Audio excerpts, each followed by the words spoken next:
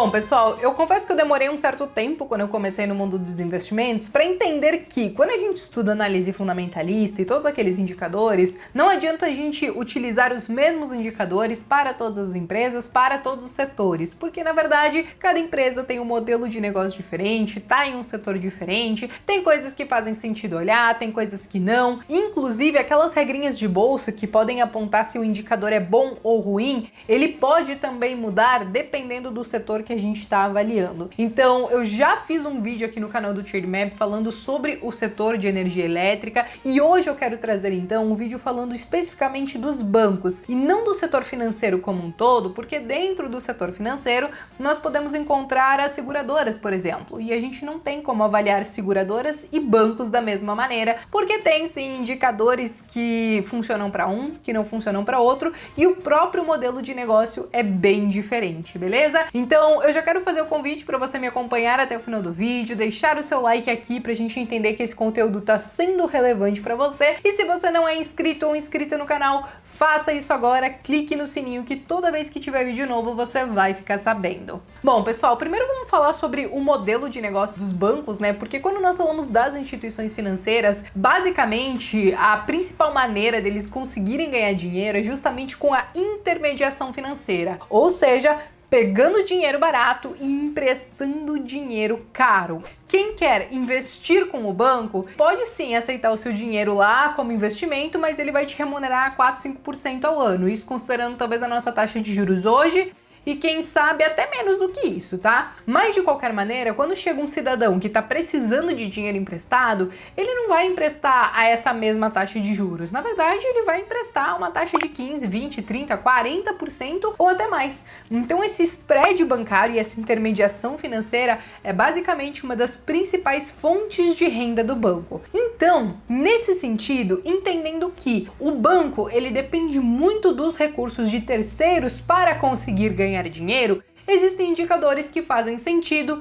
e outros não. E para isso, eu já quero compartilhar a minha tela com vocês para a gente já começar a ver na prática o que a gente tem que olhar e o que não vale a pena a gente olhar. Bom, pessoal, aqui eu já tô na minha tela do Trademap e eu acabei escolhendo o Banco do Brasil pra gente dar uma olhadinha, mas tanto faz, tá? Quando você for olhar outros bancos, você vai continuar olhando os mesmos indicadores e eu também quero trazer uma comparação pra gente entender aí como avaliar esses indicadores, tá? Quando a gente olha esses principais indicadores aqui em cima, a gente vê que o ROIC, por exemplo, e a dívida líquida pelo patrimônio líquido, eles estão zerados, não aparece nada. E, gente, isso não é um erro da plataforma, isso na verdade é porque o modelo de negócio banco não faz sentido olhar para esses indicadores. Como eu falei para vocês, ele depende muito de recursos de terceiros, então a gente poderia dizer que eles estariam sempre muito alavancados quanto a isso, porque eles precisam desses recursos. E quando a gente fala do ROIC, que ele considera esse capital investido e que isso advém dos recursos de terceiros, então não faz muito sentido olhar isso, porque na verdade quando você fala do banco e de como ele ganha dinheiro, aliás,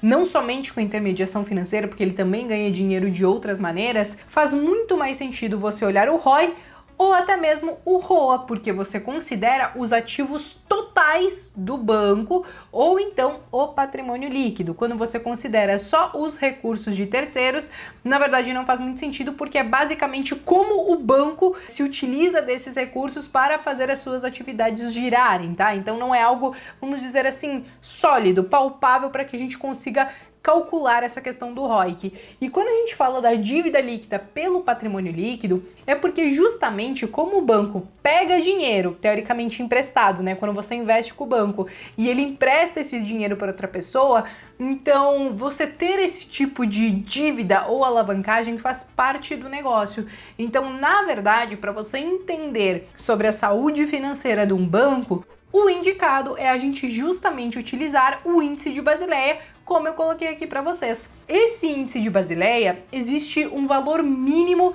que o Banco Central ele exige dos bancos para ser considerado então uma instituição saudável. Então, esse índice de Basileia já foi de 11%, já foi de 9%, e hoje, claro, estando acima de 9, 10%, a gente considera assim que o banco ele está assim com a saúde financeira relativamente em dia. É claro que quanto maior esse índice, melhor, porque o índice de Basileia, ele indica pra gente o quanto de recursos próprios o banco tem para cada real, vamos dizer assim, que ele tem emprestado, ou que ele utiliza de recursos de terceiros. Então, hoje, para você avaliar a saúde financeira, pensando desse lado de endividamento ou capacidade financeira de uma instituição financeira, é justamente através do índice de Basileia e não pela dívida líquida pelo patrimônio líquido, nem talvez pela dívida líquida pelo EBITDA. Isso também não vai funcionar. Então, na verdade, o que eu faria aqui nesse momento seria trocar esse ROIC talvez pelo ROA, e aqui, ok, aqui que a gente começa a avaliar os ativos totais do banco ou o patrimônio líquido, e aqui eu utilizaria o índice de Basileia e avaliaria esses outros indicadores aqui também. Uma outra coisa que acontece com os bancos, que muitas pessoas começaram a perceber isso de forma mais acentuada durante essa crise, é justamente a própria questão do PDD. Então deixa eu colocar aqui o PDD para vocês, para a gente já começar a entender esse outro indicador que está aqui na tela, que é o PDD pelo lucro. Pois bem, PDD, ele significa provisão de devedores duvidosos, ou seja, muitas vezes quando as pessoas vão até um banco, pegam dinheiro emprestado e não pagam, ou enfim, o banco entende que o risco daquele empréstimo, daquele crédito está sendo muito alto, então ele pode ser considerado aí nessa linha do PDD. Quando nós falamos do PDD pelo lucro, quanto menor esta relação, melhor, porque isso quer dizer que a carteira de crédito do banco, ela é mais saudável. Então, se nós encontrarmos, por exemplo, algo menor do que 75%, 70%, nós consideramos que isso poderia sim ser ok. Quando está acima disso, e a gente tem percebido muito isso nesse momento de crise, então nós entendemos que a carteira de crédito do banco, ela não tem tanta qualidade assim. Agora, para a gente conseguir fazer um comparativo entre os bancos, a gente vai continuar aqui na nossa telinha do Trademap, mas eu quero justamente mostrar essa questão do PDD para a gente conseguir fazer essa comparação em como que estão essas questões quanto aos outros bancos. Então aqui eu tenho o Banco do Brasil, Bradesco, Itaú,